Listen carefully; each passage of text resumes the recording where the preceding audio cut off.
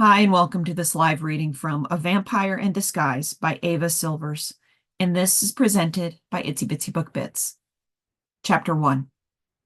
As I continued my travels to the magical epicenter of our country to figure out what happened to my missing sister, I was reminded that Georgia peaches aren't equipped for winter weather.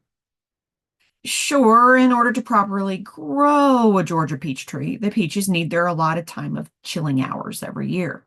Between November and February, they require roughly 15 to 20 days in temperatures below 45 degrees Fahrenheit so that they can grow into the plump, juicy, delicious fruit we so love.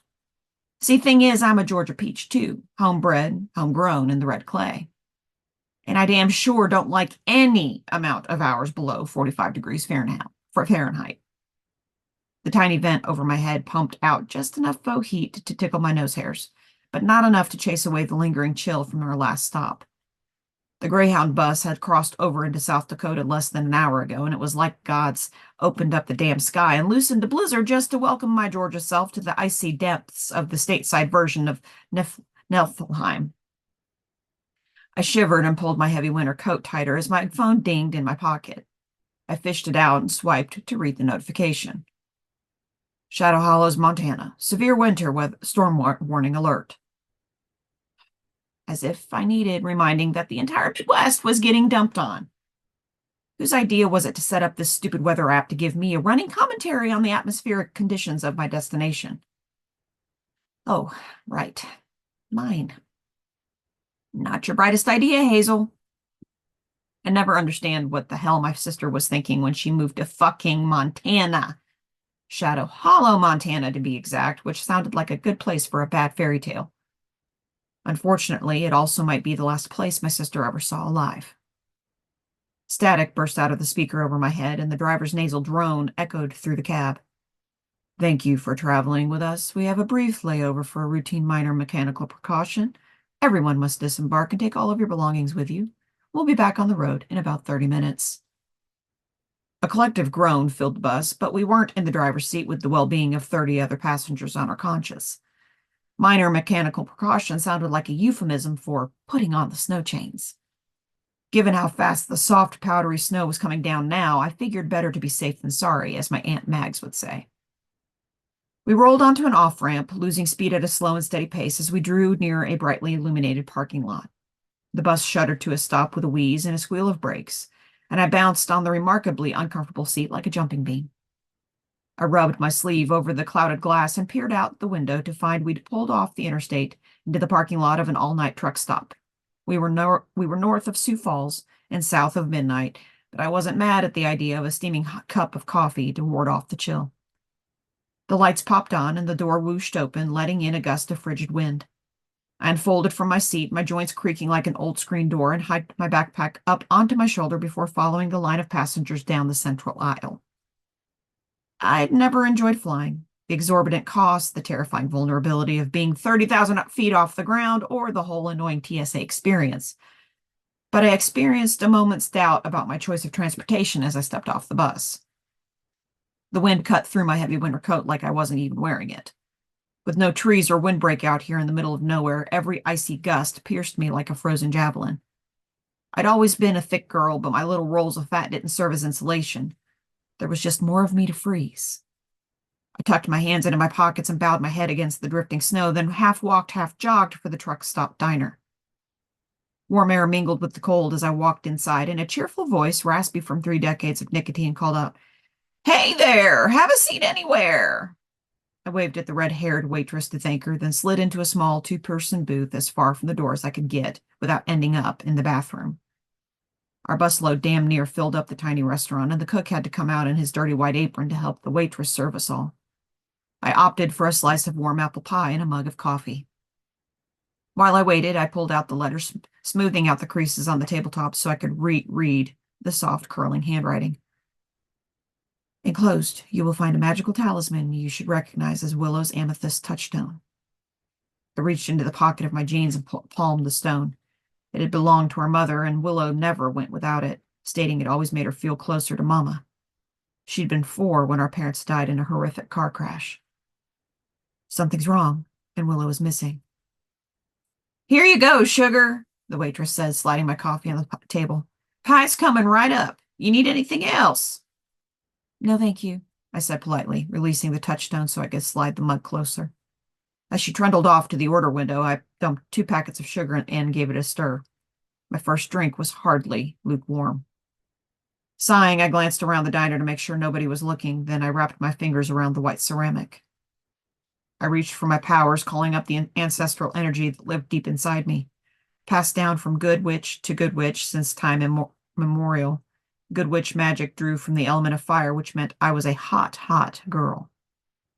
Literally. For a split second, my fingertips glowed bright orange and a tendril of fire magic lashed out at the mug. The black liquid offered up a few tentative bubbles, and I quickly released the mug before I ended up boiling the coffee and making it totally undrinkable. Leaning forward on my elbows over the now steaming coffee mug, I returned to the anonymous letter. I don't know why or how she's missing, only that she warned me something might happen to her. Our lives had been one tragedy after another. My biological father went missing when I was an infant. Mama met Robert a couple years later, then blessed me with my baby sister a couple years after that. When they died, we'd gone to live with my mother's much older sister. Magnolia Goode never wanted kids, and she'd never married either, but she'd raised us for the next 10 years until she died of heart failure at 60. I was only 28 years old, and I'd already experienced all sorts of tragedy. I couldn't even be surprised something had happened to Willow now, too. Willow instructed me to send this to you if something happened to her. I promised her I would, but I can't get involved. Shadow Hollow is dangerous, and people like us are targets.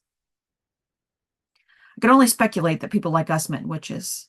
Willow had implied a few times that Shadow Hollow was a kind of magical community where witches didn't have to hide their powers. She'd made it sound like a safe haven for magicals, but this letter called the truth of that into question, especially considering the location spell I'd done before booking my ticket to Montana had indicated Willow didn't exist.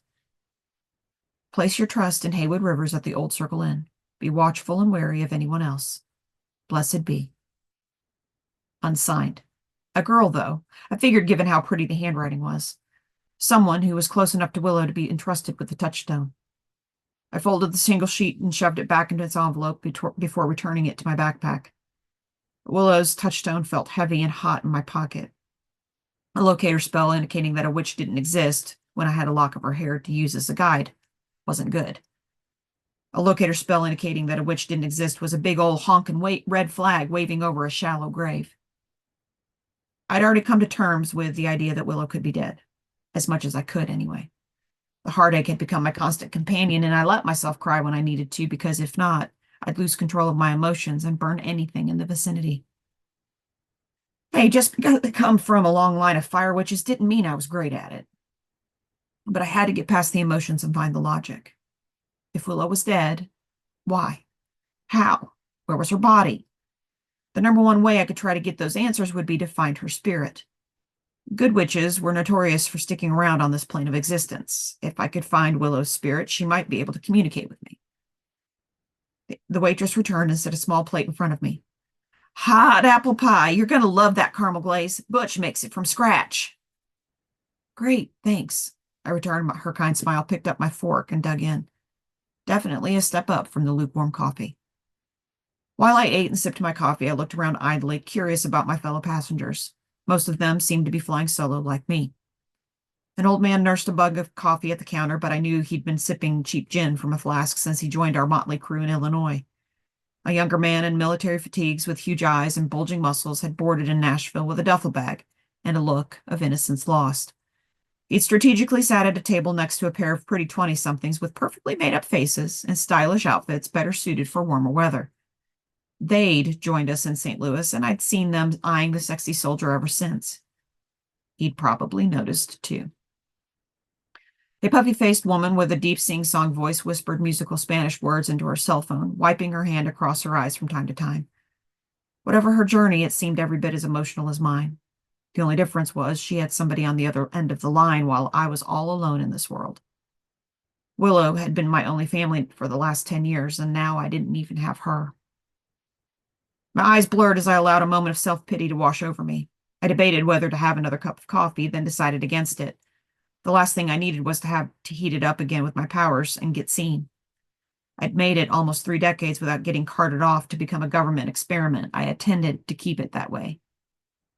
After I finished eating, I detoured to the bathroom, passing the soldier's table. He was working on the second half of a grilled cheese with tomato soup, and he already had a slice of pecan pie waiting for dessert next to his coffee. The two girls were whispering to each other and shooting glances his way. I locked gazes with him and gave him a smile and a nod. He flushed beneath his dark scruff and smiled shyly back at me. Adorable. As I passed, he leaned over the girl's table and whispered, "He seems sweet. You should go talk to him." They burst into giggles. For the briefest moment, I was transported back 5 or 6 years before Willow left on her grand world adventure when she'd been 18, wild and free. Both of these girls reminded me of my sister, who'd favored stylish clothes and winged line or two, and the well of sadness inside me deepened. When I returned from the bathroom, the two girls had moved from their table to the bench across from the soldier.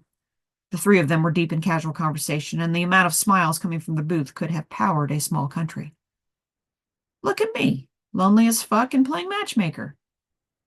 I couldn't remember the last time a guy had shown interest in me. My life had revolved around my job for ages, doing oil changes at the Valvoline while wasting away my ASE certification as a mechanic. I went out with my roommate Molly every once in a while, but for the most part I read, I watched television, and I worked. Guys, though, not so much. Stopped at the register and paid for my pie as well as the soldier's meal, a thank you for serving in our military. Poor guy had probably seen some shit in his time. He deserved to laugh with two pretty girls and enjoy his food. The least I could do was pay $10 to brighten his day. Well, night, rather. The sky hung low and dark over the brightly lit truck stop. Snow still fell at a manageable level, but it was definitely accumulating. The rows of semi-trucks sleeping with their parking lights on at the back of the lot were already covered in a thin layer. I leaned into the icy wind and made my way towards the bus, which, sure enough, now sported snow chains. Our driver, Eddie, opened the door as soon as I got close enough to board. He sat in the driver's seat, drinking from a styrofoam cup while he scrolled on his smartphone. He'd clearly kept the bus warm for us. Hot air drifted down, chasing away the cold. I thanked him and hiked my legs up to climb the awkwardly deep stairs.